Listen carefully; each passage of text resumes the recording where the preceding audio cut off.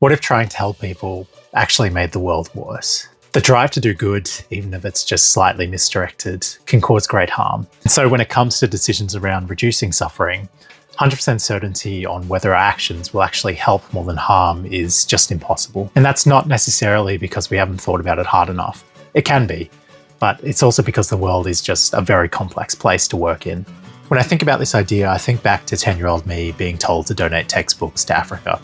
Best thing you can do. Then when I got older, I read this book called Poor Economics, which sounds like a really boring book, and it sometimes is, but it's also really insightful. In it, the authors comment specifically on, does giving textbooks to Western Kenya actually improve educational outcomes? And when they were looking at a randomized control trial, which is one of the best studies you can do, and unfortunately it turns out that there was actually no difference in the average test scores for people who got textbooks and the kids who didn't. This is just not the effect that we expect when we hear this idea.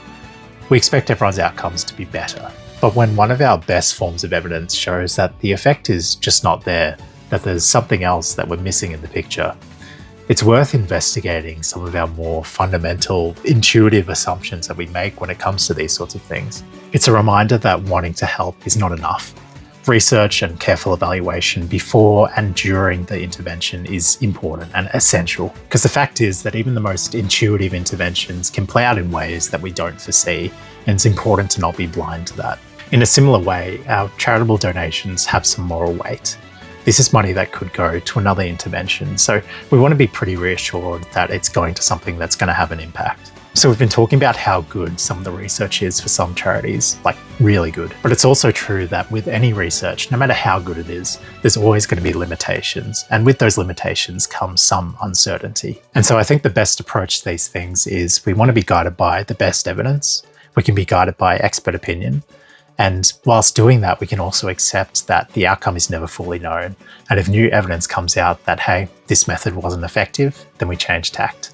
I think that approach is key. And so there's always a level of uncertainty, even with evidence, whether our donation will actually make a difference or whether we're supporting something that harms. And yet we still need to act because there's a lot of urgent issues in the world. Certainty, as with everything, is like an asymptote.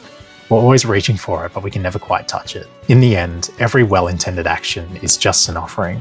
We should try to predict the results as best we can, but we also have to accept that the real world will react however it wishes, and we have to accept that risk. We're destined to leave the world with lots of problems unsolved, but that doesn't mean we don't make our best bet. If you're new to the channel, I've been doing something called a workathon inspired by this guy called Henry Howard. Essentially, we're giving a portion of my income to effective charities each week. So essentially, you can think of it like a fun run that some people will do for charity, except instead of running, we're working. And instead of being like a short-term thing, I'm hoping this can be a long-term thing that we continue.